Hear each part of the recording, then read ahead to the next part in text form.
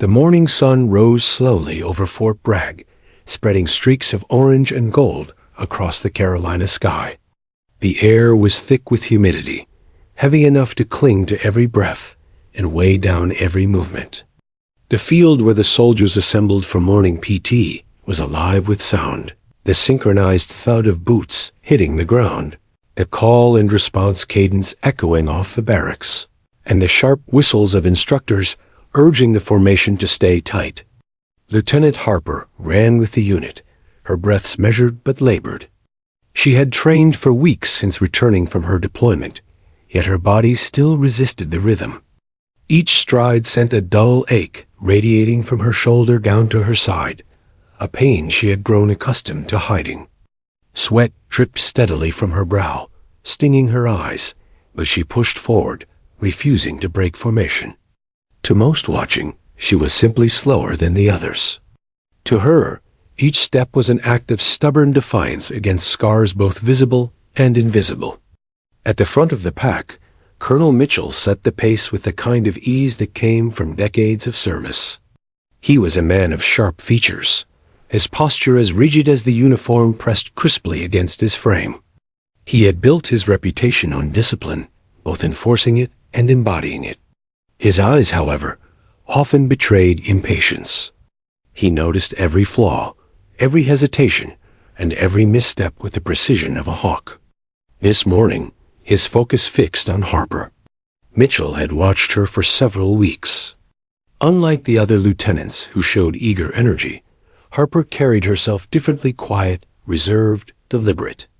To him, she seemed detached, and in the military, detachment was dangerous. He mistook her controlled silence for weakness. Seeing her lagging just a half step behind the rhythm irritated him. The army, in his eyes, had no place for excuses. The platoon jogged onward, boots striking pavement in unison, but Mitchell's gaze never left Harper. He saw her jaw tighten, her movements slowing slightly as the incline steepened. To the colonel, it was another confirmation of his assumption. Harper wasn't giving her all.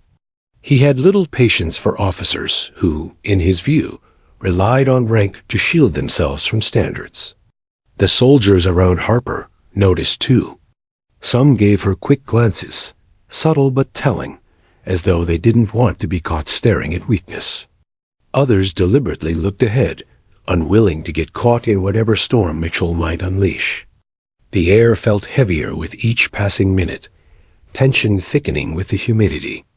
Harper felt the weight of every eye, even though she kept hers forward. Her mind drifted, not willingly but from muscle memory, back to the desert sands of her last deployment.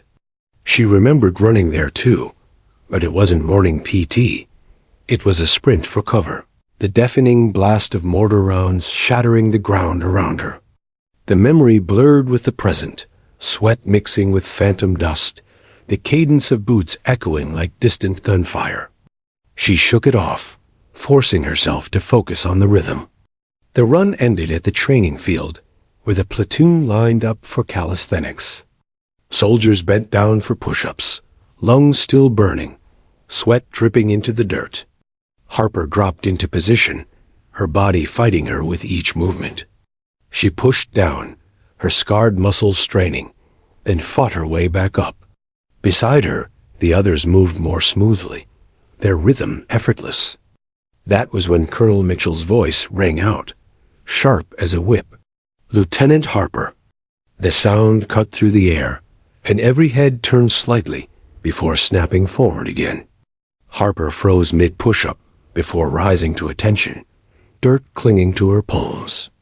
The platoon knew what was coming. Mitchell never singled out a soldier unless he intended to make a point, and those points were rarely kind. "Step forward," he ordered.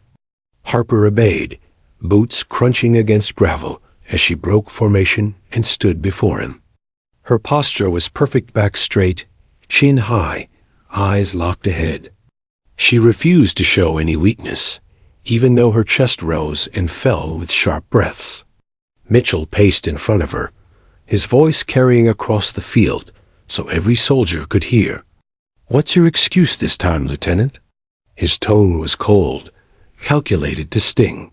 "You lagged on the run, you dragged during the push-ups, and you're supposed to be leading by example. If this is your best, then maybe you're in the wrong profession." The words hit harder than she expected, though she didn't flinch. She knew better than to answer quickly. Instead, she took one steady breath before speaking softly but firmly. "No excuse, sir." Her calmness didn't satisfy him. If anything, it ignited his temper. Mitchell's lips pressed into a thin line before he spoke again, louder now. "No excuse? Every soldier here sweats, bleeds, and pushes themselves past the breaking point. If you can't keep up, then you're dead weight. Do you think the enemy will wait for you to catch your breath?" Around them, the platoon shifted uneasily. No one dared move or speak, but the discomfort was obvious. The silence that followed his words was heavier than the humidity. Some soldiers pitied Harper, others judged her, but all waited to see how she would respond. Harper's heart pounded, not from fear of Mitchell, but from the memories his words stirred. She had heard them before from commanders overseas, from doctors questioning her readiness, from her own inner voice during endless nights of recovery. Yet she had never been one to fight battles with words. She believed in proving herself through actions. Still, standing silent now would only deepen the colonel's assumptions. Her jaw tightened, and she looked straight ahead, steady as a stone. She could feel the sting of humiliation creeping up her spine, but she swallowed it down. There would be a time to reveal the truth, but it wasn't this moment. For now, she endured, letting the colonel's words echo through the field unanswered. Mitchell studied her, his eyes narrowing, waiting for a crack in her composure. None came. He mistook her silence for defiance, and the irritation in his chest flared hotter. His voice dropped low, almost a growl. "Commitment shows in sweat, not excuses, Lieutenant. Remember that." He turned back to the formation, barking out the next exercise. Soldiers obeyed instantly, dropping into squats, grateful for the distraction. Harper stepped back into place, her hands steady even though her mind burned. She moved through the motions, each squat sending jolts of pain down her arm, but she kept pace, refusing to falter. The sun climbed higher, baking the field, but for Harper, the heat was nothing compared to the fire within her. She knew this wasn't over. The colonel had made his judgment, but he hadn't yet seen the truth. That time would come soon enough, and when it did, every soldier present would remember it. For now, she endured. The cadence resumed, voices rising again, yet beneath the chants and the pounding of boots, a quiet storm brewed between a colonel convinced of weakness and a lieutenant carrying scars of battles unseen. The platoon had just dropped into their squats when Colonel Mitchell barked again, "Hold it!" The soldiers froze mid-motion, legs burning, sweat rolling down brows. He turned his sharp gaze back to Lieutenant Harper, the silence on the field now punctuated only by heavy breaths and the distant cry of a mourning bird. The air, already thick with humidity, seemed to tighten around her, suffocating in its intensity. "Step forward," he ordered once more, voice booming. Harper obeyed instantly, boots steady against the gravel, spine straight as if anchored to steel. She stood before him, sweat glistening on her forehead, her breathing controlled. Her composure only seemed to infuriate him further. "Lieutenant," Mitchell said, pacing slowly, his hands clasped behind his back, "you lag behind in every event. You drag this unit down, and worse, you do it in silence. What kind of example does that set?" His words weren't just for her. They were calculated to reach the ears of every soldier standing in formation. He wanted them to see her as weak, to learn that weakness wouldn't be tolerated. Soldiers exchanged uneasy glances from the corners of their eyes, watching a confrontation unfold that none dared interrupt. Harper's eyes remained forward, fixed on a point in the distance. "No excuse, sir," she repeated, her tone calm, unshaken. The colonel's jaw tightened. "No excuse?" He stepped closer, his shadow falling over her. "That's not good enough. Every soldier here sweats, bleeds, and digs deeper. And what do? You give less and call it commitment? Tell me, Lieutenant, when bullets start flying, will you also say, 'No excuse, sir'?" The sting of his words cut deep, even for Harper, who had long grown used to the doubts of others. She clenched her fists behind her back, nails digging into her palms. She had been under fire before. She had dragged wounded comrades to safety while her own body bled. She had faced real battle, yet here she was being mocked as though she were soft, untested, unworthy. A ripple of discomfort moved through the formation. The soldiers were trained not to react, but their shifting stances, the flicker of eyes, betrayed their unease. They respected Mitchell, but this felt different. This felt personal. Mitchell's voice carried again, loud enough for all to hear. "You wear this uniform, you hold rank, and you expect respect. But respect is earned, Lieutenant, not given.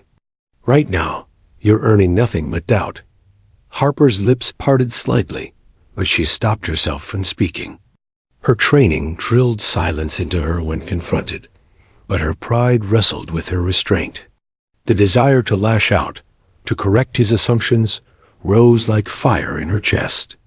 Yet she knew words alone would never change his mind. The colonel pivoted sharply to the formation. "You all see this? This is what happens when excuses become habit. Weakness spreads like disease. If one soldier falters, the whole unit suffers. That's why standards matter. That's why I demand perfection."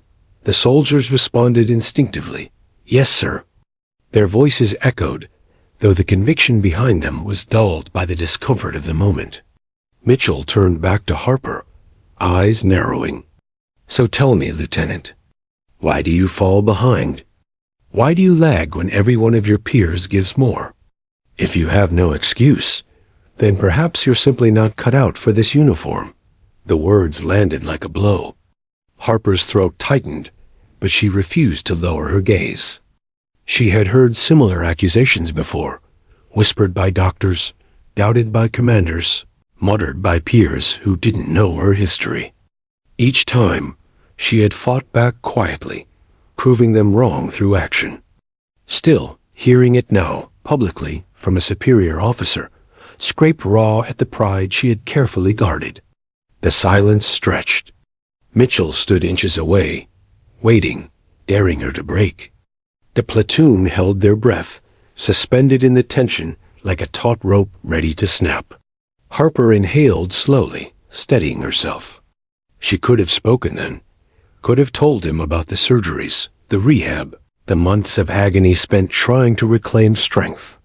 She could have told him about the night that scar was burned into her flesh, about the explosion that nearly ended her career. But she didn't, not yet. Instead, she answered with the same calm resolve. "No excuse, sir." Her repetition wasn't defiance. It was endurance. But Mitchell heard only stubbornness. His brow furrowed, his jaw tightened, and he turned sharply on his heel. "Back in formation," he snapped. Harper obeyed, stepping back into line. Her fellow soldiers shifted to make room, their faces carefully blank, though their eyes burned with curiosity and unease. She resumed her stance, her breathing steady, her expression unshaken. Inside, though, the storm raged. Mitchell's voice boomed again, commanding the next exercise. "Push-ups. Down!" The formation dropped in unison, palms slapping dirt. Harper followed, lowering herself with control, her shoulder burning with every descent. Mitchell's words echoed in her mind, cruel and unrelenting. Yet beneath the sting, a fire sparked. She wouldn't explain herself, not yet, but the moment was coming when she would no longer need to. As the soldiers moved through the repetitions, the colonel continued pacing, his voice like thunder rolling over the field. Commitment is measured in sweat, in pain, in sacrifice. Anything less is failure. Anything less is weakness.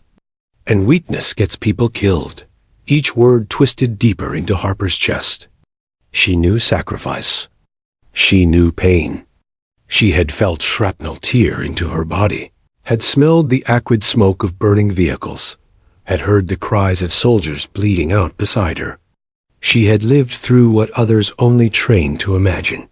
Yet here she was, treated as though she had never tasted real battle. The push-ups ended. Soldiers sprang back to their feet, panting, drenched in sweat. Harper rose with them, standing tall despite the ache in her shoulder. Mitchell's eyes scanned the formation once more, lingering briefly on her before moving on. The field grew quiet for a moment, the sounds of the base stirring in the distance, vehicles rumbling, orders shouted, life moving on. But within the platoon, the weight of the confrontation lingered, pressing down on every chest. Harper stood in silence, her expression calm, but her mind alive with memory and fire. She knew this wasn't the end. The colonel thought he had proven his point, but the truth still lay beneath the surface, waiting for the right moment to be revealed. And when it was, the memory of this morning would burn into every soldier who had stood there, a lesson none would forget. For now, she endured. The morning air clung to the soldiers like a heavy blanket as they stood in formation. Sweat dripped freely now, soaking into uniforms, running into eyes, stinging skin. Yet the oppressive heat wasn't what made the platoon uncomfortable. It was the weight of silence after Colonel Mitchell's scathing words. Boots shifted slightly on gravel. Breathing was audible in uneven bursts. Nobody dared look directly at Lieutenant Harper, though she stood rigidly at attention, every muscle disciplined into stillness. She was the center of gravity now, the reason the air felt electric, like the seconds before a storm breaks. Colonel Mitchell began pacing slowly, deliberately, each step deliberate, as though designed to remind everyone of his control. His boots struck the ground with crisp authority. He clasped his hands behind his back and let his eyes sweep across the ranks before settling back on Harper. The Army, he began, his voice carrying like a sermon, doesn't run on excuses. It runs on discipline, on strength, on commitment. His tone grew sharper with each word, cutting through the humid air. When one soldier lags, the others notice. When one falters, the unit suffers. Weakness, Lieutenant, spreads like fire if unchecked. No one dared respond. The soldiers stared ahead, but inside, their thoughts swirled. Some silently agreed with him PT was non-negotiable after all. But others couldn't shake the gnawing discomfort, watching Harper stand there beneath his scrutiny. Something about the way she held herself, calm, unbroken, yet unwilling to explain, suggested there was more to the story than Mitchell's harsh assessment allowed. Harper's jaw was tight, her lips pressed into a thin line. Her eyes fixed on a point in the distance, the flagpole, swaying gently in the breeze, its stars and stripes rippling against the sky. She had trained herself to find focus during chaos, to lock on to something steady when the world threatened to collapse. That habit, born of combat, now kept her rooted as Mitchell's words dug deeper. Inside, however, her mind was anything but still.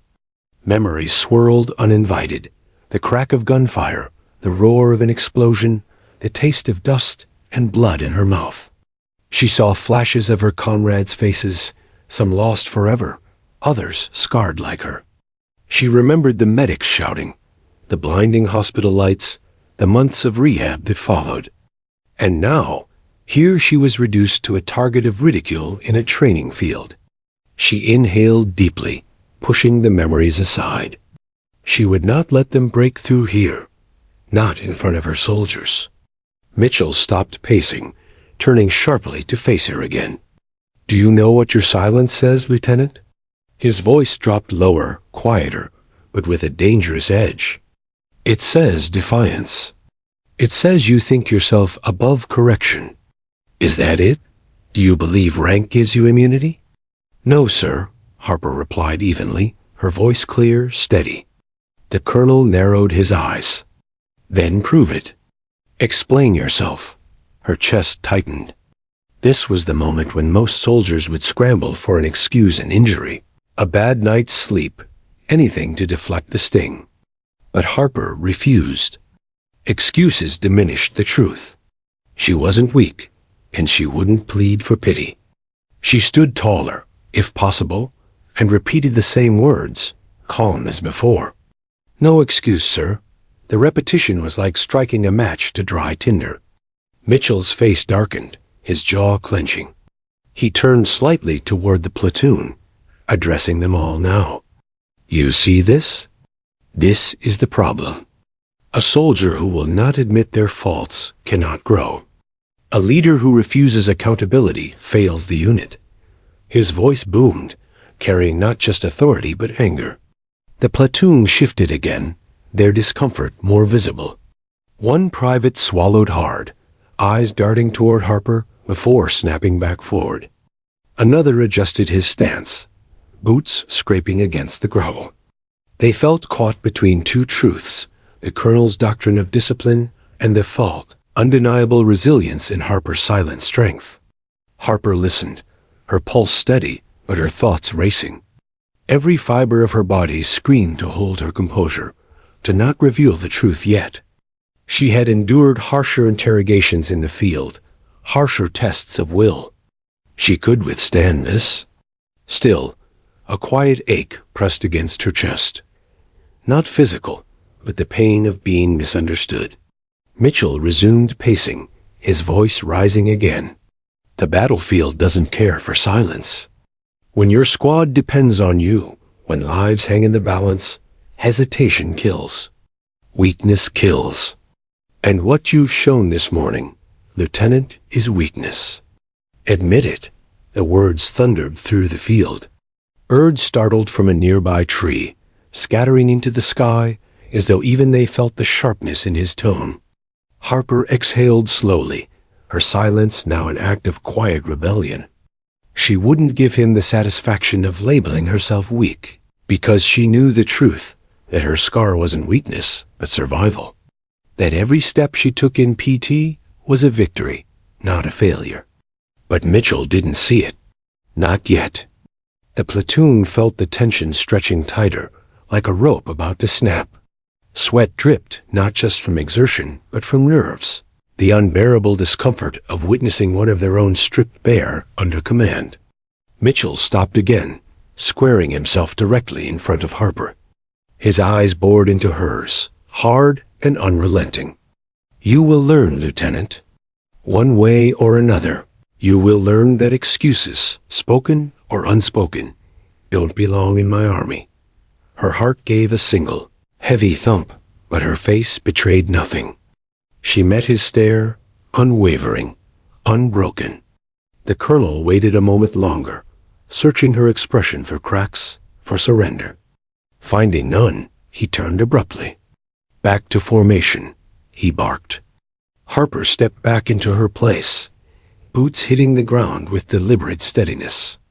The soldiers beside her gave no visible sign, but their eyes flickered with silent acknowledgement, respect, perhaps, or sympathy. She stood tall, even as her muscles ached, even as the weight of humiliation pressed against her. The exercises continued, Mitchell's commands snapping like gunfire across the field. The soldiers obeyed instantly, desperate to shift focus. But the sting of the confrontation lingered like smoke after an explosion. Harper moved through each motion with mechanical precision. Her body screamed in protest, her shoulder burning, her breath ragged, but she did not falter. She endured. And as the cadence resumed, chants rising again in unison, Harper knew one truth with absolute certainty. This wasn't the end. The colonel had challenged her, humiliated her, tried to strip her strength with words. But the time would come soon when she would show him and every soldier on this field the truth carved into her skin. For now, she stayed silent. For now, she endured. But the silence was not weakness. It was patience. It was the calm before the storm. The formation stood at attention, the heat bearing down on them like a punishment from the sun itself. Colonel Mitchell's voice had grown sharp, echoing across the training field as if it were designed to sting every ear. The platoon was weary physically from PT, mentally from the suffocating tension. And then Harper finally spoke. "With respect, sir," she said, her voice calm but firm. "Not all battles are visible." The words were quiet compared to the colonel's booming cadence, yet they carried like a shot across the field. The soldiers stiffened, eyes fixed straight ahead, though every ear leaned toward her. Even Mitchell stopped pacing, his boots halting in the dirt. His head tilted slightly, the faintest frown tugging at his lips. "Not all battles are visible?" he repeated, his tone dripping with mockery. "What is that supposed to mean, Lieutenant? Another excuse? Another clever line to cover failure?" Harper's eyes remained forward, unblinking, unbroken. "It means, sir, there are things you cannot see." The colonel's frown deepened. He turned slightly, gesturing with his hand toward the platoon, ensuring every soldier bore witness. "Then show us. Prove it. Because right now, all I see is an officer who refuses accountability." The silence that followed was deafening. Soldiers felt their throats tighten, as though the air itself was waiting to see what Harper would do. She stood motionless for a heartbeat, her chest rising and falling with measured breaths. Inside, though, her pulse quickened. The moment she had avoided for weeks, the moment she dreaded, was here. She reached for her zipper. The sound was small, almost lost against the restless wind, but in that silence it sounded like thunder.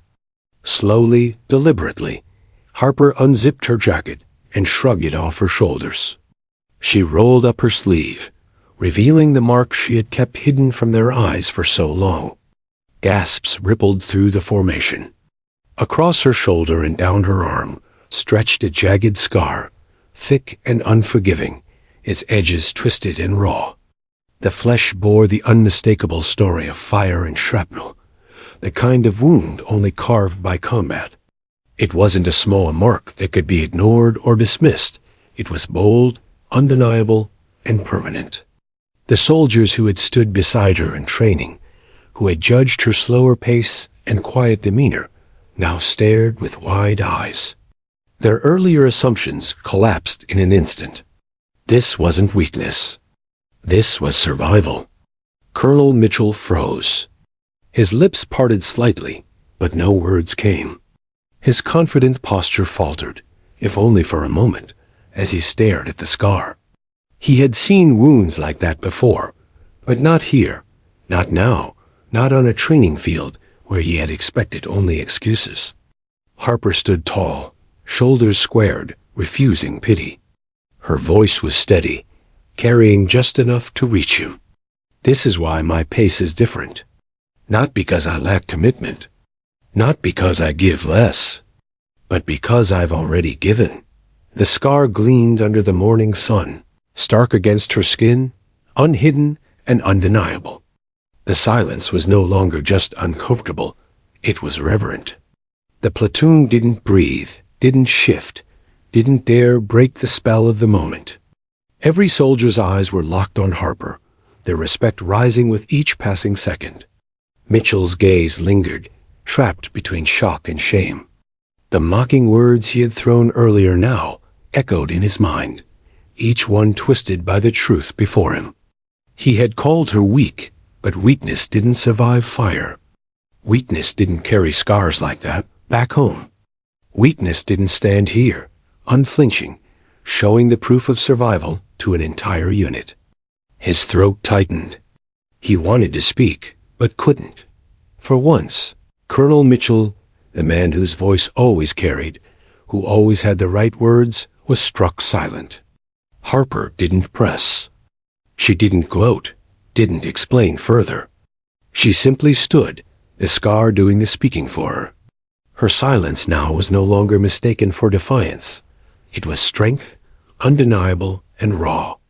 The soldiers shifted slightly, but not with discomfort. Their faces bore awe, respect, even guilt for their earlier assumptions. Some clenched their jaws, others blinked hard, as though trying to process the weight of what they were witnessing. Mitchell finally exhaled, a long, unsteady breath that betrayed more than he wanted. He stepped back, the command in his posture faltering. His eyes scanned the scar once more before meeting hers. The words he had prepared, more lectures about standards, more barbs about excuses, died in his throat. In their place was silence, heavy and humbling. For the first time that morning, Harper felt the weight lift from her chest. Not because the pain had lessened, her body still ached. Her scar still burned when pushed too far, but because the truth was no longer hidden. It was there, carved into her flesh, undeniable, impossible to mock. And though she had revealed it under pressure, she did not regret it. Not now. Not when the entire platoon finally saw her not as weak, but as what she truly was, a soldier who had endured. The scar was ugly, but to those who understood, it was beautiful. It was proof of survival, proof of resilience, proof of a strength far deeper than push-ups or running paces. The moment stretched, unbroken, until the colonel finally cleared his throat. His voice, when it came, was quieter than before. "Lieutenant?" He stopped, unable to finish the sentence. Harper held his gaze steadily. She didn't need his apology. She didn't need validation.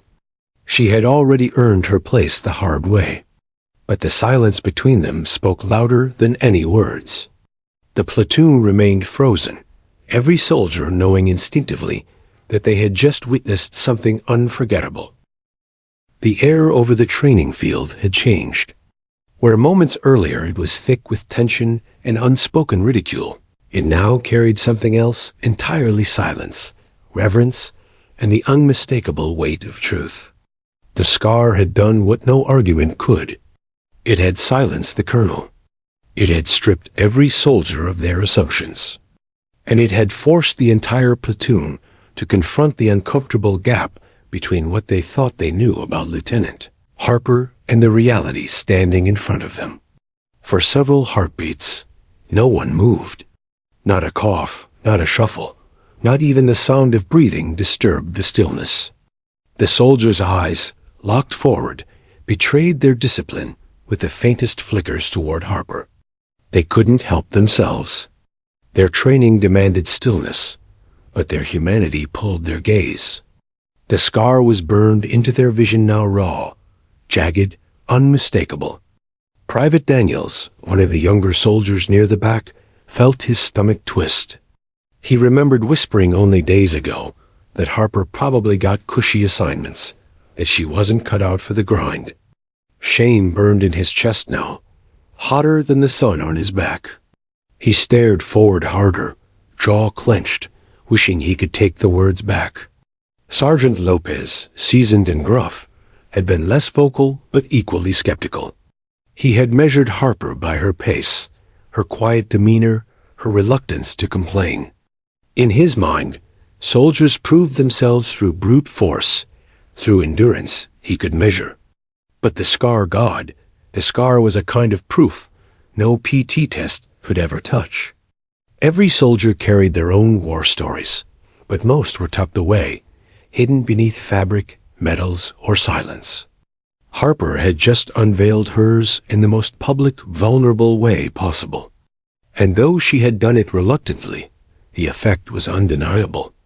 Colonel Mitchell stood at the center of it all, his chest rising and falling heavier than before. His face, normally carved in stern lines, softened almost imperceptibly. He hadn't meant for this. His ridicule was supposed to shame her, to harden her, to reinforce his authority. But instead, it had cracked something inside him. He had been to war. He knew what scars like that meant. He knew the pain of fire, of shrapnel tearing through flesh, of surgeries under the harsh glare of hospital lights. He knew the months of physical therapy, the frustration of relearning how to move without agony, the dark nights haunted by memories of explosions. Seeing that scar was like staring into a mirror of his own ghosts. And yet, in his arrogance, he had mocked her. The words replayed in his head like a cruel recording. "Is this the best you can give? What's your excuse?" His voice, once proud and commanding, now struck him as hollow, ignorant. Mitchell's throat tightened. He swallowed hard, but the lump of guilt remained. Harper, still standing tall, did not flinch. She hadn't asked for pity, and she wasn't looking for it now. Her expression was calm, her eyes steady, her body squared with the kind of dignity that couldn't be shaken by ridicule, or even by the silence that followed her reveal. Her jacket hung limply in her hand, forgotten, as the scar caught the morning sun. It gleamed faintly, a cruel yet radiant reminder that the strongest soldiers were not always the fastest or the loudest. Sometimes they were simply the ones who endured. The platoon began to shift, not physically but emotionally. Respect bloomed quietly among them, spreading from one soldier to the next like a current. It wasn't spoken, but it was felt. In that moment, Harper belonged to them in a way she hadn't before, not as an outsider struggling to keep up, but as a warrior who had already proven herself in blood. Private Daniels blinked rapidly, his throat dry. He had always thought scars were ugly, something to hide. But seeing Harper's, he understood for the first time that scars weren't flaws. They were history carved into flesh. They were survival. They were proof of resilience. Sergeant Lopez's jaw clenched, not in judgment, but in respect. He had been wrong. He knew it. And though he wouldn't say it aloud now, he promised himself that if anyone dared mock Harper again, he'd shut it down before it left their lips. Mitchell finally exhaled, the sound sharp in the stillness. His eyes lingered on the scar, then lifted to Harper's steady gaze. He wanted to speak, to explain, to justify, but explanations felt cheap in the face of what she had revealed. For once, the colonel, the man whose voice always filled the field, found no words. His silence was louder than any order he had ever given. Harper, sensing the weight of the moment, reached calmly for her jacket. She didn't rush, didn't dramatize it. With steady hands, she slid her arm back into the sleeve, covering the scar once more. But the memory of it lingered, seared into every mind present. It didn't need to remain visible. They had all seen it. They would never forget. When her jacket was zipped again, she stood at attention, posture perfect, eyes forward. She hadn't demanded respect, she had simply shown the truth. And respect had followed naturally. Mitchell shifted, finally stepping back. His face was unreadable, but his silence spoke volumes. The platoon held still, waiting for him to break it, waiting for the order, the command, the release. But none came. Instead, the colonel simply stared, the weight of his own words crushing him from within. He had prided himself on knowing his soldiers, on reading their weaknesses and pushing them past limits. But today he had been blind. He had mistaken resilience for fragility, silence for weakness, scars for excuses. And now, in front of his entire platoon, he was the one exposed. Harper didn't gloat. She didn't soften either. She remained exactly as she was, a soldier standing in formation, steady, resolute. Her scar had spoken for her. There was nothing more she needed to say. The morning sun climbed higher, beating down on the field, but the soldiers no longer noticed the heat. Their minds were elsewhere, locked on the revelation they had just witnessed. It was no longer just a scar. It was a story, a lesson, a reminder that strength often hides beneath layers no one bothers to see. Colonel Mitchell finally turned his head, eyes scanning the formation. The soldiers' faces were calm, a different, sharper, prouder, more connected. The unit had shifted.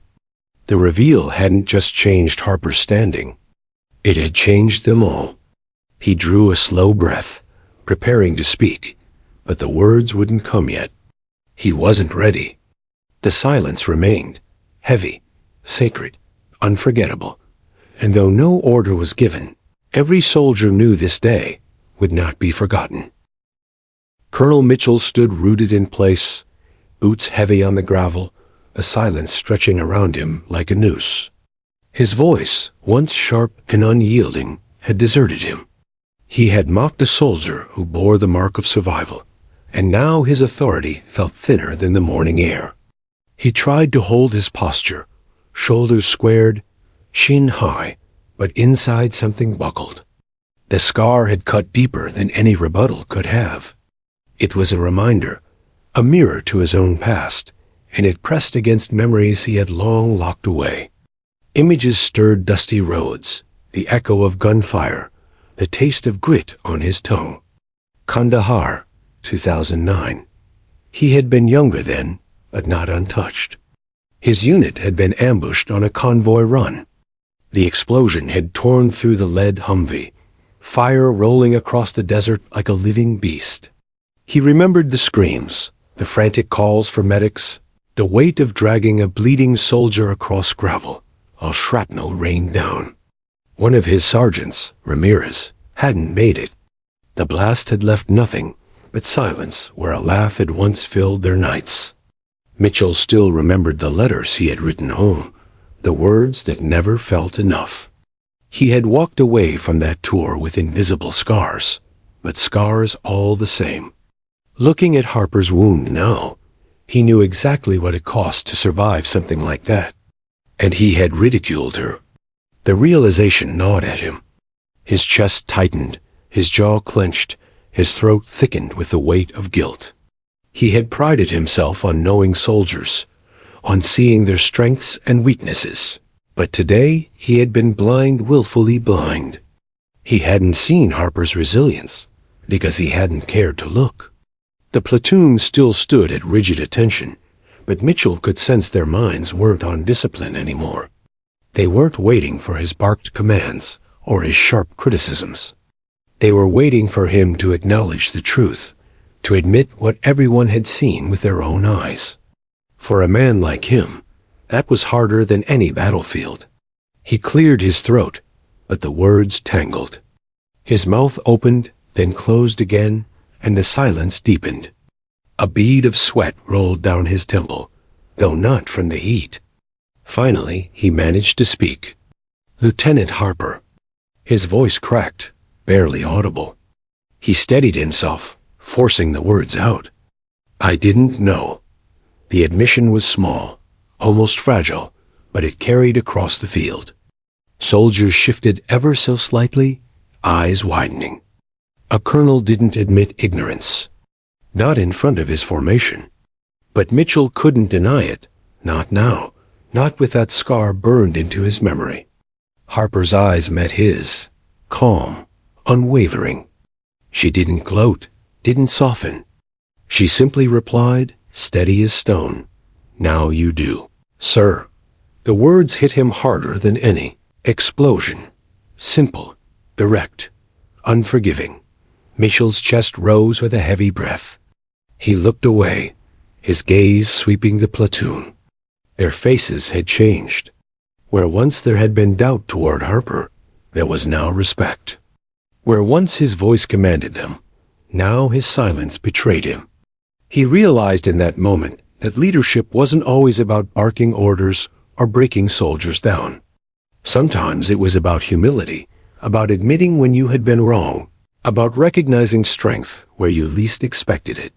The lesson clawed at him, uncomfortable yet undeniable. In his mind, he saw Ramirez again, laughing over a deck of cards, the kind of laugh that filled a tent with warmth. Ramirez had been the toughest soldier in his unit, but not because of his muscles or his speed. It was because he never quit, even when the world pressed down on him. That same resilience now radiated from Harper, standing tall despite his scorn. Mitchell swallowed hard. He couldn't undo his words, but he could let this moment change him. The colonel drew himself upright, not with arrogance, but with something new, humility. He faced the formation, his voice finally carrying, though softer than before. "Soldiers," he said, the word heavy with weight. "Let this be a reminder. We don't always see the battles our brothers and sisters carry. Some are visible. Some are not. But every one of them matters. Every one of them shapes who we are as warriors." The platoon's chests swelled with pride, their eyes forward, but their hearts stirred. This was no ordinary lecture. This was a man stripped of certainty, speaking from a place of raw truth. Mitchell glanced back at Harper, and for the first time since the confrontation began, his eyes carried respect. "Lieutenant Harper," he said, more firmly now, "you've shown us strength today. A different kind than we measure in this field. And I thank you for it." It wasn't an apology, not fully, but it was acknowledgement. And for a man like Mitchell, it was as close as one could come in front of a formation. Harper nodded once, a crisp acknowledgement, nothing more. She hadn't needed his thanks. She hadn't needed his recognition. But the respect that now flowed through the platoon earned, not demanded, was more powerful than any medal or commendation. The silence that followed wasn't heavy anymore. It was steady, strong, filled with something unspoken yet undeniable. For the rest of the soldiers, the morning had shifted from routine PT to something they would carry for years. They had seen weakness turned into strength, arrogance turned into humility, and scars transformed into symbols. Colonel Mitchell knew it, too. As he stood there, the image of Harper's scar burned into his memory. He understood that he would never again mock what he didn't understand. Never again assume weakness where there might be resilience. War had taught him lessons he thought he'd already learned. But this morning, a scar had taught him one more. The morning sun climbed higher, making the training field, but the atmosphere no longer felt oppressive. The tension that had gripped the platoon earlier had shifted, replaced with an unspoken reverence. Soldiers stood at attention, boots planted firmly, eyes forward, yet their minds were alive with the sight they had just witnessed. Harper's scar, revealed moments before, had transformed the energy on the field. It wasn't just a mark, it was a story of survival, endurance, and courage. Colonel Mitchell took a deep, steadying breath. His throat still felt tight from the acknowledgement he had struggled to voice, but he was regaining his authority, not through intimidation, but through newfound humility. He realized that leadership wasn't about asserting dominance or instilling fear. Today, leadership required recognition, understanding, and above all, the ability to admit one's own mistakes. "Soldiers," he began, voice firm yet softened, "you've witnessed something important this morning. It's easy to judge others by what we see. We measure pace, we note hesitation, and we assume. But true strength is not always visible. True strength comes from endurance, from surviving challenges no one can see, and from continuing to push forward despite pain." The platoon absorbed every word. Their previous uncertainty about Harper shifted into quiet admiration. They understood now that she wasn't slow because of weakness. She was measured, disciplined, and battle-tested. Her calm demeanor, which Mitchell had once misread as detachment, was in fact the result of surviving the unthinkable. Mitchell's gaze swept across the formation, lingering on the soldiers' faces. Some were stunned, some were reflective, and a few swallowed hard, silently acknowledging their own assumptions and biases. He could see the moment changing them to shaping a generation of soldiers who would think twice before judging their comrades. "Lieutenant Harper," he said, stepping closer, "you've shown us all something that can't be taught in a classroom or drilled into us during PT. You've shown us that resilience isn't about speed. It isn't about volume. It isn't about matching anyone else's pace. Resilience is enduring, and you've done so in ways many of us could never imagine. Harper nodded once, crisp and precise. She didn't smile. She didn't speak further. The acknowledgement was enough. She had proven her point without a single word of defense. Respect had been earned, silently, with truth carved into her skin. The soldier's posture shifted subtly. Where tension had held them rigid, awe and respect now infused their movements with steadiness. The young private who had whispered doubts days earlier, the sergeant who had silently questioned her ability, and even those who had quietly mocked each one, now regarded Harper with a newfound regard. They understood, viscerally, that strength came in many forms. Mitchell cleared his throat again, drawing himself upright, shoulders squared. This morning is a lesson for all of us. Discipline, standards, and accountability remain vital. But never forget that what you see is rarely the full story. Every soldier carries battles we cannot always observe. Judging without knowing, mocking without understanding, these are failures in themselves. A hush fell over the field.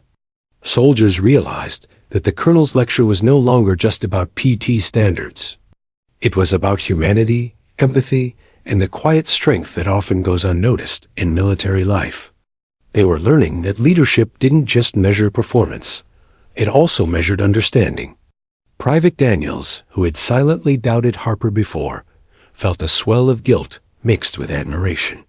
He straightened his spine, imagining what it would take to endure what Harper had survived. Sergeant Lopez exhaled, his usual gruffness tempered by reflection. Even the most stoic soldiers seemed touched. Their faces softened, their respect no longer just formal, it was personal. Mitchell's eyes returned to Harper. He realized he had underestimated her not only as a soldier, but also as a leader. Her resilience, her calm under pressure, her ability to endure silently while still performing. These were qualities that no PT test or drill could measure. They were qualities that inspired others without effort, qualities that demanded respect without demanding attention. "Lieutenant," he said, his tone firmer now, "lead this platoon in the exercises today. Show them how it's done. Not through speed or strength alone, but through perseverance and example. Let them see how leadership is practiced, not just demanded." Harper nodded again. This time, her movements carried more weight, more presence.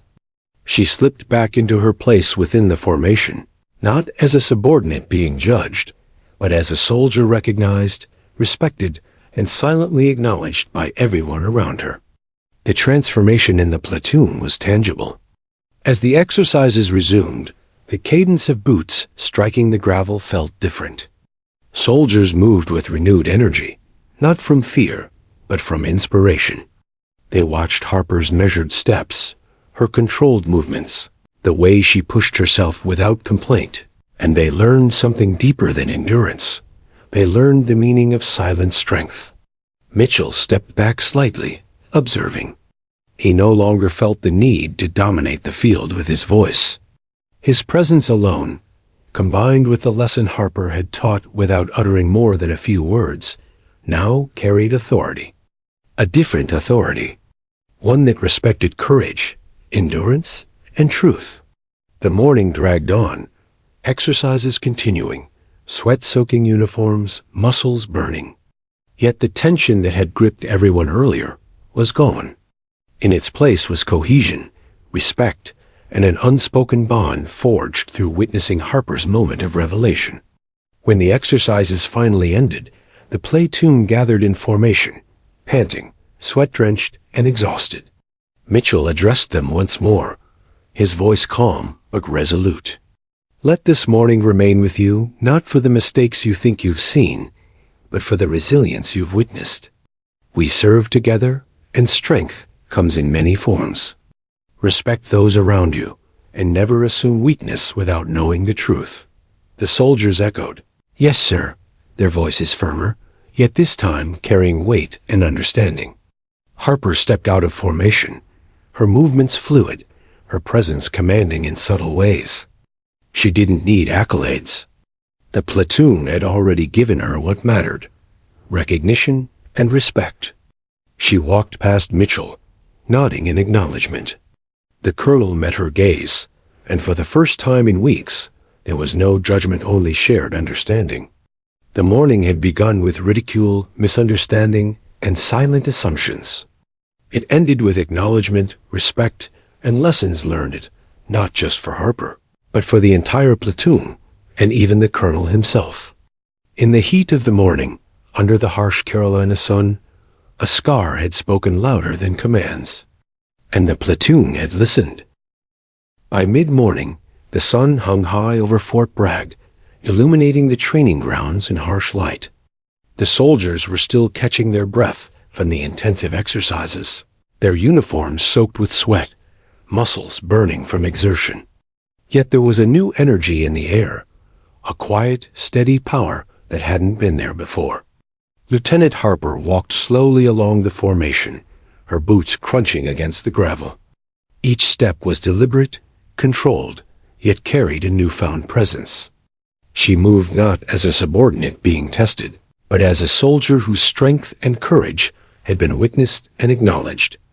The scar along her arm, now hidden beneath her jacket, remained etched into the memories of everyone present. The platoon's respect was tangible. Soldiers who had once whispered doubts or questioned her pace now mirrored her movements with admiration, quietly recalibrating their own understanding of perseverance. Some exchanged subtle glances, silently acknowledging the depth of endurance Harper had displayed and how it transcended any physical measurement of ability. Colonel Mitchell watched quietly from the front, standing slightly apart but closer to the formation than before. His posture, though still upright and disciplined, carried humility. Gone was the arrogance of judgment. It had been replaced with a reflective awareness, a recognition of the limits of perception and the importance of understanding. The events of the morning had reshaped him, not as a man diminished, but as a leader strengthened by honesty. He cleared his throat, drawing the attention of the entire formation once more. Soldiers, today has been different. You've witnessed something that goes beyond physical training. You've seen resilience, courage, and endurance qualities that can't always be measured in push-ups, runs, or drills. Lieutenant Harper has shown us all that strength often hides where we least expect it. A quiet murmur passed through the platoon, not of dissent, but of reflection. The lesson had sunk in. The visible and invisible battles each soldier faced were now acknowledged, respected. The dynamic of leadership had shifted subtly, but irrevocably. Mitchell's gaze returned to Harper. Lieutenant, you've reminded us all that leadership is not just about discipline or oversight. It's about understanding, observing, and recognizing the strength of those you lead, even when it isn't immediately apparent. Today, you've led this platoon through example, through resilience, courage, and honesty. For that, I thank you. Harper inclined her head slightly, a gesture of acknowledgement rather than triumph. She didn't seek approval, but the recognition reinforced the quiet power of her actions. In that moment, she reclaimed more than just respect. She reclaimed the narrative of her own strength, demonstrating that the scars we bear are not marks of weakness, but symbols of survival. The impact of her revelation rippled beyond the formation. By midday, whispers spread throughout the base. Soldiers recounted the story in hushed tones. The lieutenant who had endured, the scar revealed in silence, the colonel humbled by her courage. Harper became, in that sense, a symbol of perseverance, of resilience, and of the strength that often remains unseen until revealed. Even the younger soldiers, who had once judged her performance superficially, found themselves inspired. They began reconsidering their own standards, questioning what it truly meant to endure, to lead, and to respect their comrades beyond the metrics of speed and strength. Harper's example became a quiet catalyst for reflection and growth, rippling through the base without a single boastful word. Colonel Mitchell remained at the edge of the field, observing, thinking, processing. The scar on Harper's arm had altered more than perceptions. It had changed his approach to leadership. He recognized that authority without understanding was empty. Discipline without empathy was incomplete. The morning had reminded him that leaders are not just measured by their command over soldiers, but by their ability to recognize and honor the struggles that are often invisible. He recalled his own past, the battles he had survived, the losses he had endured, the scars, both visible and unseen, that had shaped him. Harper's experience mirrored his own in ways he had long ignored. The lesson was painful but necessary. A leader must acknowledge resilience wherever it exists, even when it challenges assumptions. The platoon began to disperse, some moving to the mess hall, others to showers and recovery, but the mood had shifted irrevocably. Even in casual conversations, the story of Harper's endurance circulated, a quiet reminder that true strength cannot always be measured, and that the courage to endure silently often commands the greatest respect. As the sun reached its zenith, Harper walked alone for a moment along the edge of the training field. She paused, looking back at the formation.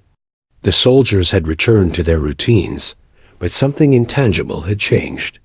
Respect was now mutual, and the hierarchy of fear had been replaced by admiration and understanding. Her actions had reshaped the dynamic of the unit, leaving an imprint that would endure long after the morning exercises. Colonel Mitchell approached her quietly, not with reprimand, not with instruction, but with a measured calm. "Lieutenant Harper," he said softly, almost as though speaking to himself as much as to her, "thank you. You've reminded me why I serve, and why leadership is about more than orders or metrics. Today, you've taught all of us something invaluable." Harper's response was simple, a nod, steady and composed. She didn't need to elaborate. Her strength had already spoken. The colonel's acknowledgment, though understated, carried weight. It was a rare admission, and she recognized its significance without needing to verbalize it further. In the days that followed, the story of the morning spread subtly throughout the base. Soldiers referenced it quietly during training, drawing inspiration from Harper's courage. Even the higher-ranking officers took note of the lesson about humility, empathy, and the invisible battles each soldier carried. Harper's scar became more than a wound. It became a symbol, a reminder that resilience often manifests silently, and that true leadership requires more than judgment, it requires understanding.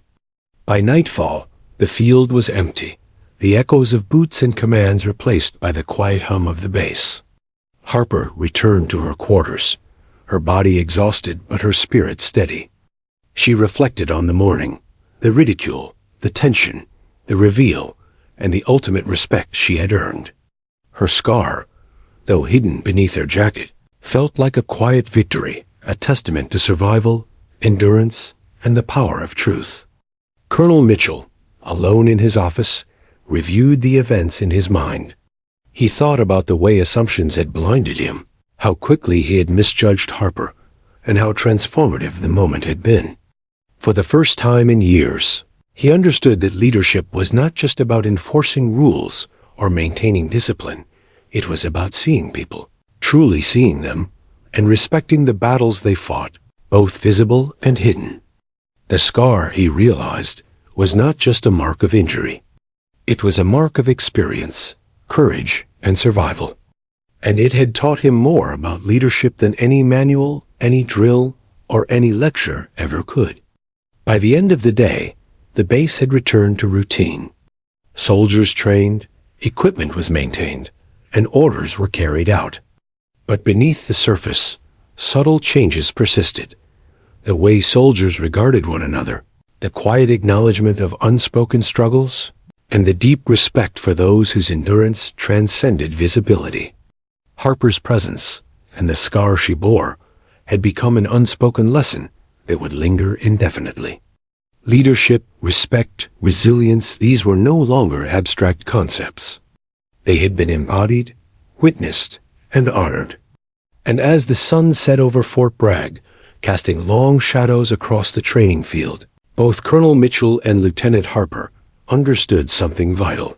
The strongest warriors are often those whose battles remain unseen, and the most enduring leadership is forged through recognition, empathy, and the courage to see the truth. The morning had begun with judgment and misunderstanding. It ended with recognition, respect, and lessons that would echo through the platoon for years to come. Harper's scar, silent yet undeniable, had spoken louder than any words, transforming the field, the soldiers, and the colonel himself.